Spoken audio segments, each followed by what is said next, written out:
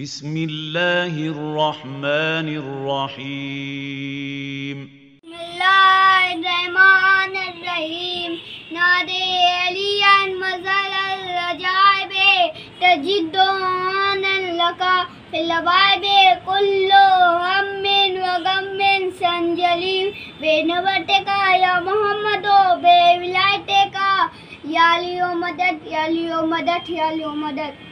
بسم اللہ الرحمن الرحیم اللہم صلی اللہ محمد وآل محمد.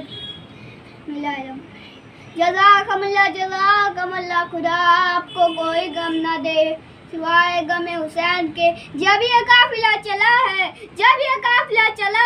ایک بیمار ہے جس کے ہاتھوں میں ہتھکڑیاں، پیروں میں بیری اور گلے میں ٹوکے خالدار. آپ کو تو پتہ ہی ہوگا یہ ٹوکے خالدار کب ڈالا گیا. جو پہلے ٹوک تھا اس میں کھال نہیں تھی. سید سجاد بابا ہم سب اپنا سر جھکا لے رہے تھے.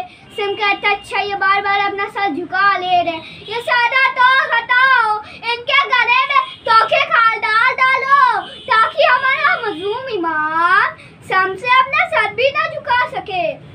جزاکم اللہ خدا آپ کو کوئی غم نہ دے سوائے غم حسین کے. رونے کا حق ادا کر دینا. جزاکم اللہ خدا آپ کو کوئی غم نہ دے سوائے غم حسین کے. 28 رجب کو جو قافلہ گیا تھا وہ واپس آ گیا. محمد حنفیہ بیمار تھے اسی لیے ان کو یہ خبر نہیں دی گئی تھی. 28 رجب کو جو قافلہ گیا تھا وہ واپس آ گیا ہے. ان کو یہ خبر نہیں دی گئی تھی. کربلا میں امام حسین شہید ہو گئے. جیسے ہی ان کو پتا چلا 28 رجب کو جو قافلہ گیا تھا وہ واپس آ گیا. ننگے پاؤں ننگے سر دوڑے گئے. جب کوئی رشتہ دار دوسرے رشتہ دار سے ملتا ہے تو اسے گلے لگا کے بیچ لیتا ہے. ویسے ہی محمد حنفیہ نے سید سجاد کو گلے لگا کے بیچ لیا. سید سجاد کہتے ہاں ڈرا لیے چچا، ظالموں نے اتنے تازیانے مارے کہ ابھی تک ان کا زخم نہیں سوکھا. جزاکم اللہ.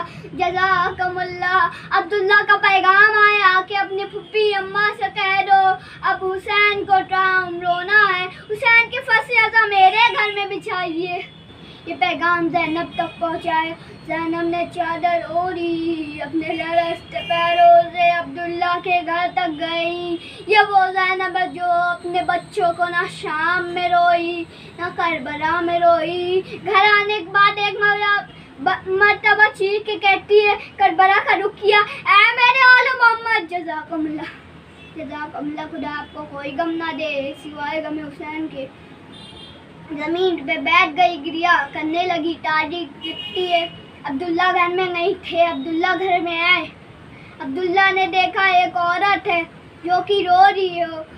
اے عورت تم ایسے میرے گھر میں گریا کیوں کر رہی ہے؟ میرا گھر اجڑ گیا، ابھی تک میری زینب نہیں آئی، میرے چھوٹے چھوٹے بچے شہید کر دیے، میرا امام کربلا میں شہید ہو گیا. جناب زینب نے چادر ہٹائی اور کہا اے عبداللہ اب علی کی بیٹی پہ وہ وقت آ گیا کہ تم نے بھی نہ پہچانا. جزاکم اللہ خدا آپ کو کوئی غم نہ دے سوائے غم حسین کے.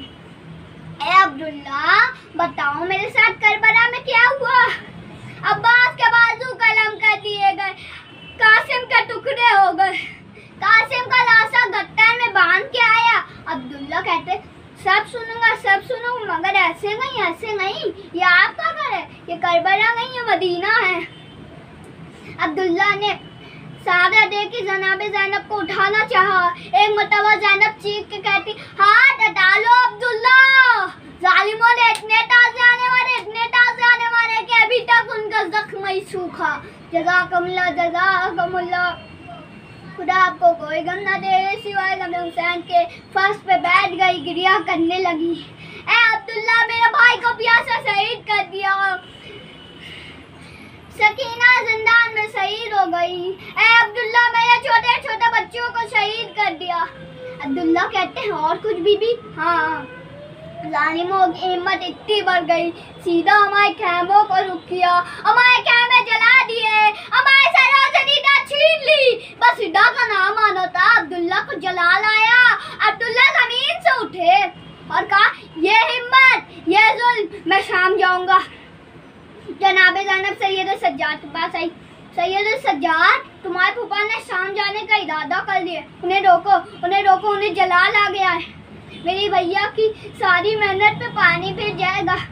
सैयद सज्जाद अपने फूफा के पास आई। ए फूफा, आप कहाँ जा रहे हैं? मैं शाम जाऊँगा। शाम जाके क्या करेंगे? मैं तख्ता लद दूंगा।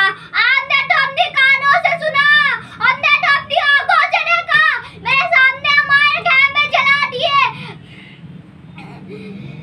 मेरे सामने हमारे खेमे जला दिए, मेरे बाबा को शहीद कर दिया है। ऐ अल्लाह, हमारे जिस्मों में जितनी भी बीमारियां हैं उन सबसे हमें महफूज रखे, और जितनी भी आने वाली बीमारियां हैं उन सबसे हमें महफूज रखे। आमीन। आमीन।